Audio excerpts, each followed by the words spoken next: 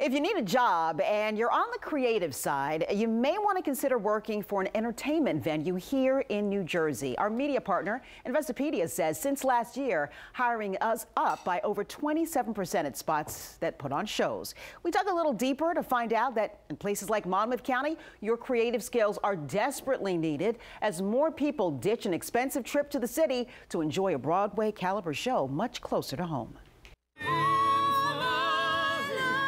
This isn't a musical on Broadway, but it sure does look and sound like one.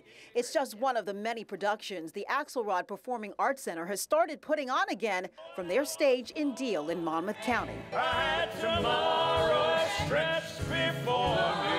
I think that in the case of the Axelrod, our programming has increased so that we are hiring more people because we're doing more shows. That increase has forced the need for a second theater for Axelrod, and this is it, the Bell Theater at Bell Works in Homedale.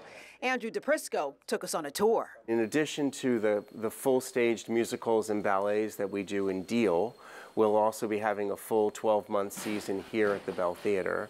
And that's going to require musicians and actors and directors and designers and lots of tech people. We're just really happy that the performing arts are back and audiences are coming back to us. Shane Austin Miller at Algonquin Arts Theater in Manasquan says he's more than doubled his staff since last year. During COVID, a lot of arts organizations, including this one, were forced to lay off staff. But now that audiences are starting to come back to theater and to the other performing arts, we've been hiring up. But he says entertainment venues, like many other businesses, are changing the way their employees work to keep the new staff they hire. A lot of people took a step back during COVID and examined their life and decided that work-life balance is an important part of their everyday. And so arts employers, especially because they can't pay what the corporate world is paying, are paying attention to that work-life balance now. That is just as important as how much they're getting paid. Another change coming to theaters like Algonquin and Axelrod, diversifying their returning audience members and their shows. I think one of the things that COVID has done was let arts organizations hit that reset button so we can have a more inclusive environment. We're trying to reach a different demographic, a younger demographic, a Black demographic, a Latino demographic, an Asian demographic. But all with the same caliber of Broadway-worthy talent. I know it ain't easy.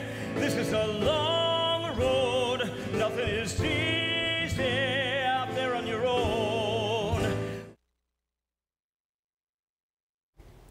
Axelrod's artistic director says they're talking to a number of Broadway stars about doing concerts at Bell Theater.